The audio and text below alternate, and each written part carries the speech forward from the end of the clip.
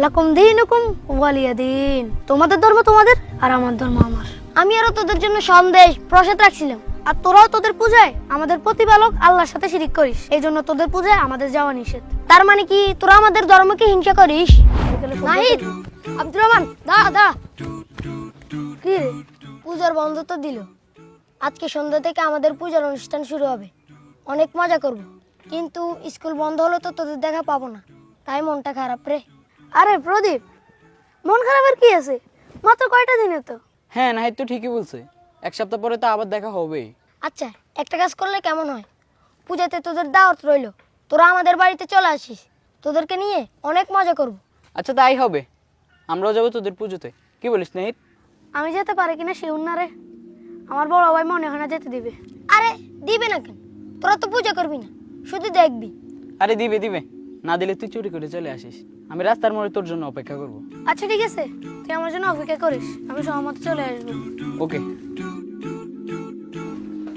নাহিদ, এত তাড়াহুড়ো করে কোথায় যাও?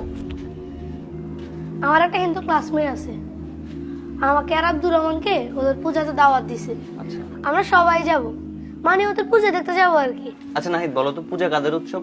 হিন্দুদের। হিন্দুদের। মুসলমানদের উৎসব কি কি? ঈদুল ফিতর আর ঈদুল আজহা। তোমার হিন্দু বন্ধু কি কখনো আমাদের ঈদুল আজহা আসছিল? না। তাহলে তুমি কেন তাদের উৎসবে যাবা? আমরা আমাদের কোরবানিতে যে গরু জবাই করি তাকে তারা কি বলে ডাকে জানো? জি জানি, মা বলে ডাকে। ওরা জানে ওদের মাকে জবাই করা হচ্ছে, তাই ওরা কোরবানিতে আসে না। আর তুমি জানো না পূজা তোরা আল্লাহর সাথে শিরক করে, তাহলে তোমরা কেন সেখানে যাবা?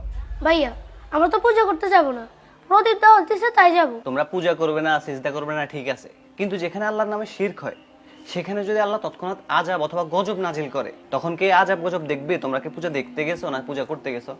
মনে যদি আল্লাহর আযাব অথবা গজবের ভয় না থাকে তাহলে পুজোতে যাও, নাইলে যেও না। না না ভাইয়া, কি বলেন? আল্লাহর গজবে কেন থাকবো? আল্লাহর গজব কিভাবে সহ্য করবো? এবং সেখানে কিন্তু গান বাজনা হবে, যেটা ইসলামে কঠোরভাবে নিষেধ। আল্লাহকে ভয় করো, মনে রাখবা আল্লাহর সামনে কিন্তু একদিন আমাদের সবাইকে উপস্থিত হতে হবে। তখন কি জবাব দিবা? আল্লাহ যদি বলে আমার নামে এখানে শিরিক হচ্ছিল, তুমি এখানে কেন গেছো, তখন কি বলবা বলো তো? আচ্ছা ঠিক আছে ভাইয়া, আমি যাব না। আচ্ছা ঠিক আছে, যাও ঘরে যাও। আচ্ছা। নাহিদ, এই নাহিদ, তুই বেটা কালকে আমার সাথে এমনটা না করলেও পারতিস। তুই আমাকে এতক্ষণ পর্যন্ত দাঁড় করায় রাখছস, আমি সন্ধ্যা পর্যন্ত তোর জন্য অপেক্ষা করছি। দোস্ত, আমার ভাই আমারে বুঝাই বলছে মুসলমানরা কেন পূজা যাওয়া নিষেধ। নিষেধ? কিন্তু কেন নিষেধ বলতো? তাইলে শুন। নাহিদ, আব্দুর রহমান, দাঁড়া দাঁড়া। কি রে, তোরকে এত করে বললাম পূজা আসতে, তোরা আসলি না কেন? প্রদীপ, সরি রে, আমাদের নিষেধ ছিল। কিসের নিষেধ? কে নিষেধ করছে? আমি আরো তোদের জন্য সন্দেশ, বিভিন্ন রকমের ফল প্রসাদ রাখছিলাম, তোরা আসবি, মজা করব, কিন্তু তোরা আসলি না। এটা হইলো? তা বল, কে মানা করছে আসতে না? আমাদের ধর্মে নিষেধ আছে রে। আমরা যেমন কোরবানি দিয়ে তোদের ধর্মের গুরুত্বপূর্ণ একটা পশুকে জবাই করি, এই জন্য তোরা আমাদের উৎসবে আসিস না। আর তোরাও তোদের পূজায় আমাদের প্রতিপালক আল্লাহর সাথে শিরিক করিস, এই জন্য তোদের পূজায় আমাদের যাওয়া নিষেধ। শিরিক? শিরিক আবার কি? আল্লাহর সাথে কাউকে মিলানোই হচ্ছে শিরিক। যেমন আল্লাহ ছাড়া অন্য কারো নিকট দোয়া করা, অন্য কারো নামে কোরবানি করা, মানত করা, এগুলোই শিরিক। আমরা তো আল্লাহর কাছে প্রার্থনাও করি না, আল্লাহর নামে কোরবানিও দিই না। তার মানে কি তোরা আমাদের ধর্মকে হিংসা করিস? আরে না না, হিংসা করবো কেন? আল্লাহ আমাদেরকে অন্য ধর্মকে হিংসা বা পালন করাতে বাধা দিতে নিষেধ করেছে। আর মহান আল্লাহ পবিত্র কোরআনে বলেন, লাকুম দীনুকুম ওয়ালিয়া দিন। তোমাদের ধর্ম তোমাদের আর আমার ধর্ম আমার। ও আচ্ছা, সুন্দর তো।